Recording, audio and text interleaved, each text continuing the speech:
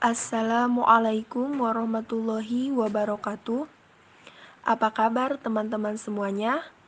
Perkenalkan, kami dari kelompok 7 Metodologi Studi Islam kelas 1 HTNB.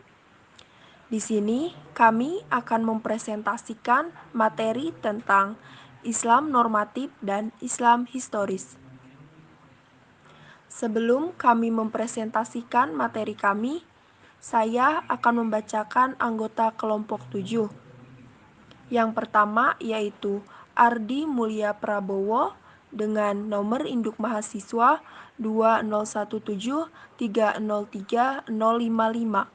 Yang kedua yaitu Febriana dengan nomor induk mahasiswa 2017303088.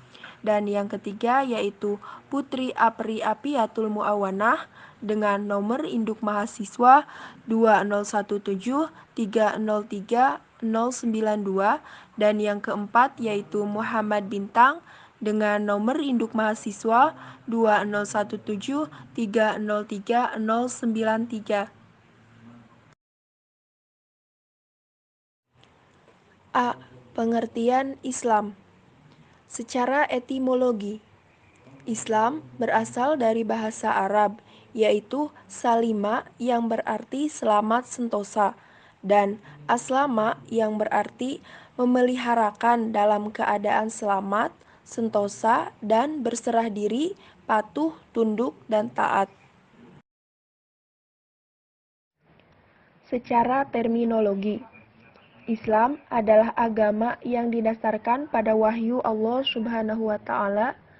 Islam adalah agama yang dibawa oleh Nabi Muhammad SAW. Islam adalah agama yang ajarannya mencakup seluruh aspek kehidupan manusia.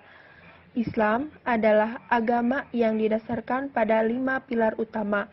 5 pilar tersebut yang pertama yaitu mengucapkan 2 kalimat syahadat, yang kedua mendirikan sholat, yang ketiga mengeluarkan zakat, yang keempat berpuasa di bulan Ramadan, dan yang kelima yaitu melaksanakan ibadah haji bagi siapa saja yang mampu. B. Pengertian Islam normatif dan Islam historis. Pengertian Islam normatif.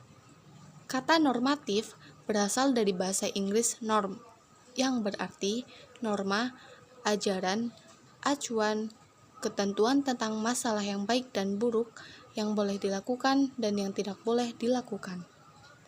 Kata normatif digunakan untuk memberikan corak atau sifat terhadap ajaran Islam. Pengertian Islam historis. Secara bahasa berasal dari bahasa Inggris, yaitu history, yang bermakna sejarah atau berarti pengalaman masa lampau daripada umat manusia. Sedangkan secara terminologi berarti suatu ilmu yang membahas berbagai peristiwa atau gejala dengan memperhatikan unsur tempat, waktu, objek, latar belakang, dan pelaku peristiwa tersebut. Sejarah atau histori adalah studi yang berhubungan dengan peristiwa masa lalu atau kejadian masa lalu yang menyangkut kejadian atau keadaan yang sebenarnya. Dengan demikian, dapat dikatakan bahwa dengan mempelajari masa lalu, orang dapat memahami masa kininya, dan dengan memahami serta menyadari keadaan masa kini, maka orang dapat menggambarkan masa depannya. Yang selanjutnya adalah kajian keislaman Islam normatif dan Islam historis. Sejalan dengan pengelompokan Islam normatif dan Islam historis, ada pula ilmuwan yang membuat pengelompokan lain. Misalnya, Nasr Hamid Abu Zaid mengelompokkan menjadi 3 wilayah atau dominan. Yang pertama adalah wilayah teks asli Islam, yaitu Al-Quran dan Sunnah Nabi yang autentik. Yang kedua, itu pemikiran Islam yang merupakan ragam menafsirkan terhadap teks asli Islam. Dapat pula disebut hasil ijtihad terhadap teks asli Islam, seperti tafsir dan fikih. Dalam pengelompokan ini dapat ditemukan dalam 4 pokok cabang.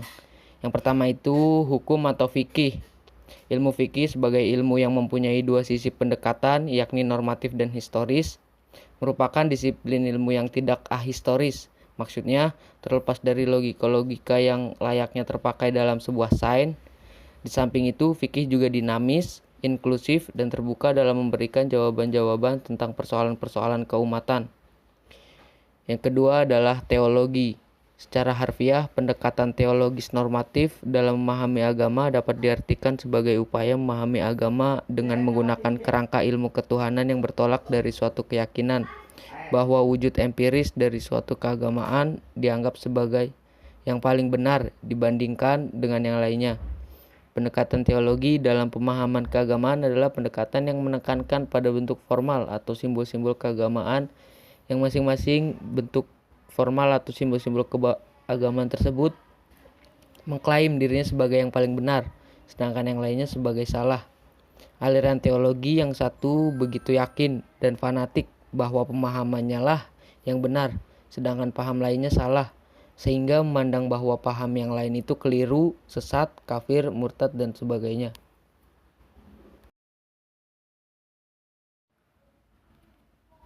Yang selanjutnya atau yang ketiga adalah filsafat. Filsafat pada intinya berupaya menjelaskan inti, hakikat, atau hikmah mengenai sesuatu yang berada di balik objek formatnya. Berpikir secara filosofis tersebut selanjutnya dapat digunakan dalam memenuhi ajaran agama, dengan maksud agar hakikat, hikmah, atau inti dari ajaran agama dapat dimengerti dan dipahami secara seksama. Karena demikian pentingnya pendekatan filosofis ini, kita menjumpai bahwa filsafat telah digunakan untuk memahami berbagai bidang lain selain agama.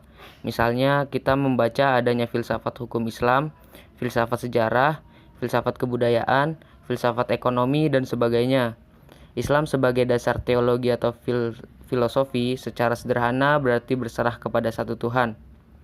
Yang keempat atau yang terakhir itu tasawuf atau mistik.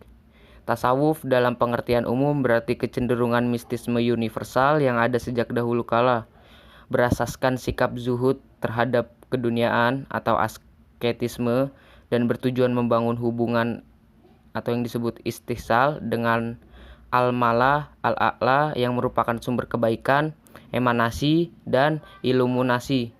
Dengan pengertian ini, tasawuf bukan monopoli umat tertentu, kebudayaan tertentu, agama tertentu, maupun aliran filsafat tertentu. Ia hadir di tengah masyarakat Yunani kuno dalam filsafat Pitagoras. Di kalangan bangsa Persia, ia mewujudkan dalam filsafat Mani dan Zoroaster. Sedangkan di India, mistisme terkandung dalam ajaran Buddhisme, Brahma, dan kitab Weda.